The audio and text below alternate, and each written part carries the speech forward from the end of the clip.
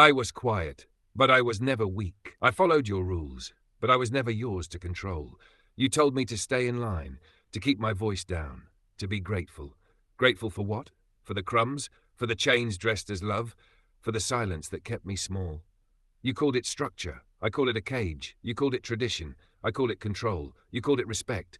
But it only worked one way. I was never allowed to ask, to want, to rise. You gave me a box, and I lived in it, until I couldn't breathe anymore. And now? Now I'm done pretending, done bowing, done apologizing, done asking for permission to be myself. I see it now, the game, the fear, the manipulation. You needed me to need you. You needed me to stay small, so you could feel big. But I'm not here to make you comfortable. I'm not here to carry your fear on my back.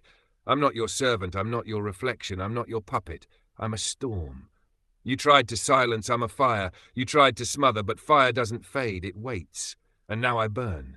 Now I speak. Now I rise. You don't get to call me ungrateful. You don't get to call me selfish. You don't get to call me lost. I am found, in truth, in voice, in freedom, and I will never return to the cage you called home.